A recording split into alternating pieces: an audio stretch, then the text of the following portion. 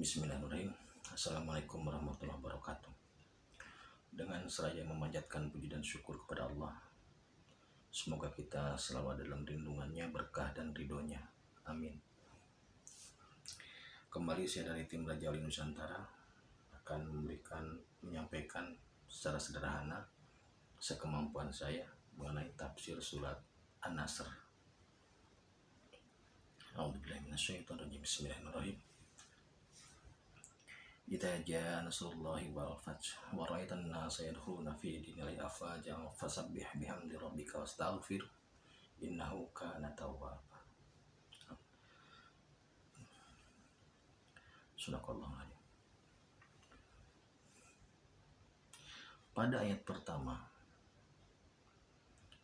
jika pertolongan Allah sudah datang kepada manusia, dalam makna spiritnya, pertolongan Allah yang datang kepada manusia itu maksudnya lebih pada anugerah Allah yang diberikan kepada manusia. Anugerah terindah Allah yang diberikan kepada manusia itu bentuk pertolongan real, bentuk pertolongan yang paling nyata. Seperti apa bentuk pertolongan itu? Secara sederhana begini. Jika Allah sudah memberikan pertolongan kepada manusia,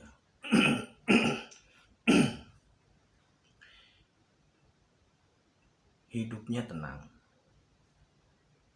berarti pertolongan Allah sudah datang. Jika ada masalah, mudah mencari jalan keluar atau mudah mendapatkan solusi.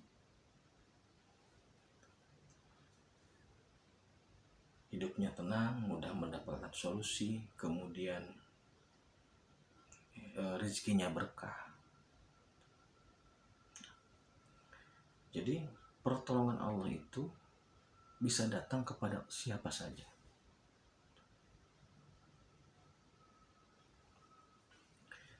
Nah, kemudian sebenarnya ada anugerah yang paling besar yang nilainya tak ternilai dengan dunia ataupun jagat raya seisinya. Apa itu? Terhubungnya makhluk dengan Khaliknya. Makna terhubung di sini bisa jadi makna pertemuan, tapi wallahu alam ya, saya belum bisa menjelaskan. Atau bisa jadi makna terhubung di sini ada terhubung rasa. Terhubung rasa maksudnya bagaimana? Ketika kita akan menjalankan maksiat umpamanya, Allah menutup jalannya. Ketika kita akan melakukan kebaikan, Allah membuka jalannya. Jadi terhubung di situ, itu terhubung rasa. Jadi Allah tidak membiarkan kita melakukan maksiat, dan Allah mendorong kita untuk berbuat yang maslahat. Sederhananya pertolongan itu seperti itu.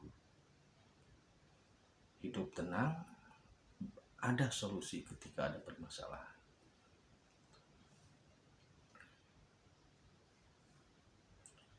Nah, pada ayat kedua, ketika surah pertolongan itu sudah nyata terlihat,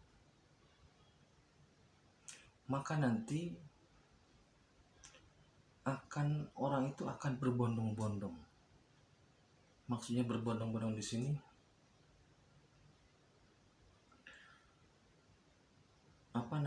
agama itu akan dijadikan acuan real, akan dijadikan sebagai kiblat, bahwasanya Allah itu adalah satu-satunya solusi untuk mencapai kebahagiaan hidup di dunia maupun di akhirat.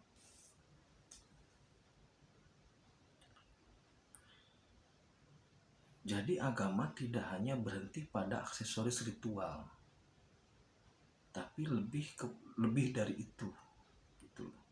Sebagai perangkat untuk menghubungkan diri dengan Allah, gitu. Jadi terhubung rasa itu ya tadi.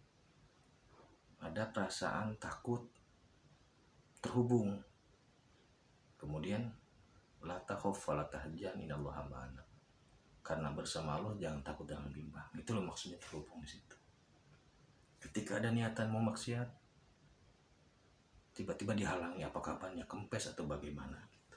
Kalau naik motor umpamanya. Nah, ketika melihat fenomena seperti itu, nanti agama akan dijadikan sebagai acuan. Maksudnya orang itu akan menjadikan agama, menjadikan Allah sebagai satu-satunya tujuan, sebagai satu-satunya jalan kebersamaan. Kemudian pada ayat yang ketiga,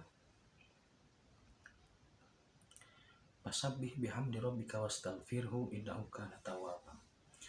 Fasabbih di sini itu kewajiban ruh. Jadi yang bertasbih itu ruh sebenarnya. Bihamdi yang memuji itu rasa.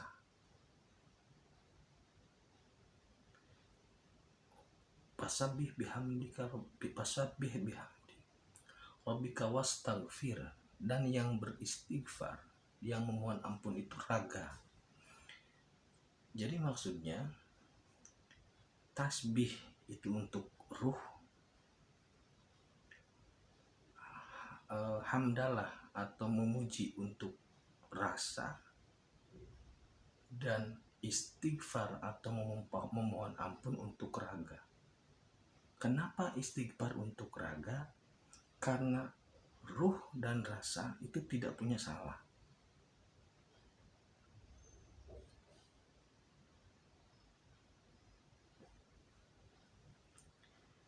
Kenapa ruh dan rasa tidak punya salah?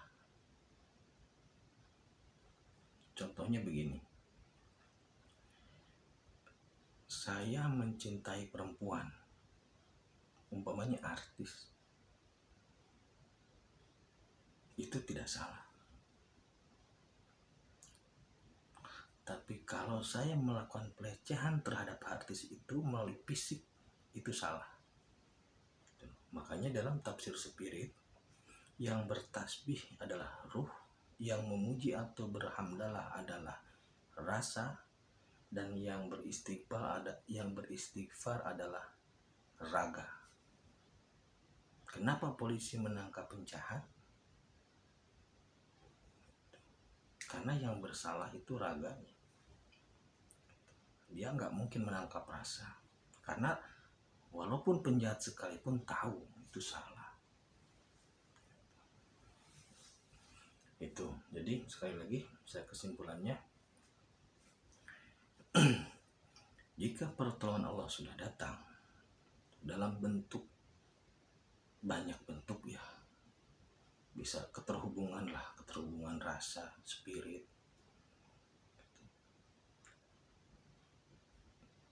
itu akan menjadikan hidup lebih indah. Ketika itu menjadi indah, maka orang nanti akan melihat itu dan menjadikan Allah sebagai jalan kebersamaan dan sebagai tujuan. Maka untuk mencapai itu, ruh harus bertasbih, rasa harus memuji, berhamdalah, dan raga harus beristighfar. Karena Allah Maha Penerima Taubat. Ya, jadi pertolongan Allah itu di situ.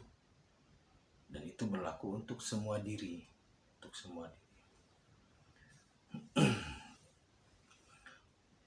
begitu saja ya. Jikapun banyak perbedaan, anggap saja ini sebagai wacana baru atau wacana yang lain. Terima kasih. Akhirul kalam. Assalamualaikum warahmatullahi wabarakatuh.